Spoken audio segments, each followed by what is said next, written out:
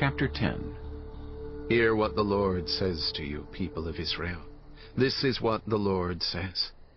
Do not learn the ways of the nations, or be terrified by signs in the heavens, though the nations are terrified by them. For the practices of the peoples are worthless. They cut a tree out of the forest, and a craftsman shapes it with his chisel. They adorn it with silver and gold. They fasten it with hammer and nails, so it will not totter. Like a scarecrow in a cucumber field, their idols cannot speak. They must be carried because they cannot walk. Do not fear them. They can do no harm, nor can they do any good. No one is like you, Lord. You are great, and your name is mighty in power. Who should not fear you, King of the nations? This is your due. Among all the wise leaders of the nations, and in all their kingdoms, there is no one like you. They are all senseless and foolish. They are taught by worthless wooden idols. Hammered silver is brought from Tarshish, and gold from Euphaz. What the craftsman and goldsmith have made is then dressed in blue and purple, all made by skilled workers. But the Lord is the true God. He is the living God, the eternal King. When he is angry, the earth trembles. The nations cannot endure his wrath. Tell them this: these gods, who did not make the heavens and the earth, will perish from the earth and from under the heavens. But God made the earth by his power.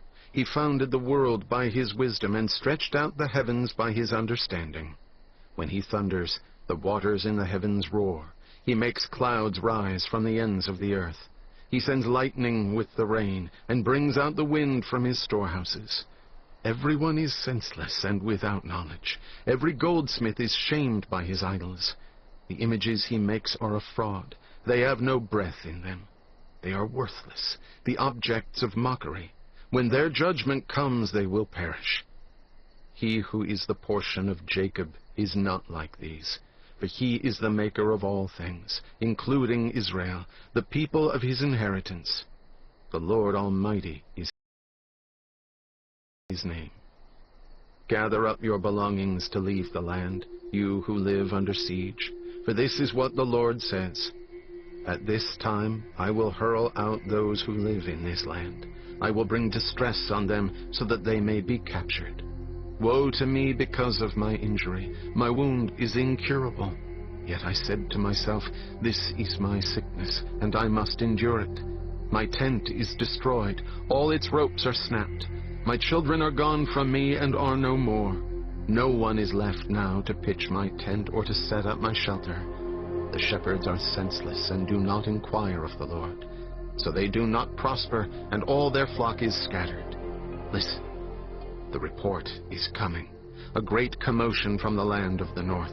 It will make the towns of Judah desolate, a haunt of jackals. Lord, I know that people's lives are not their own. It is not for them to direct their steps. Discipline me, Lord, but only in due measure, not in your anger, or you will reduce me to nothing. Pour out your wrath on the nations that do not acknowledge you, on the peoples who do not call on your name. For they have devoured Jacob. They have devoured him completely and destroyed his homeland.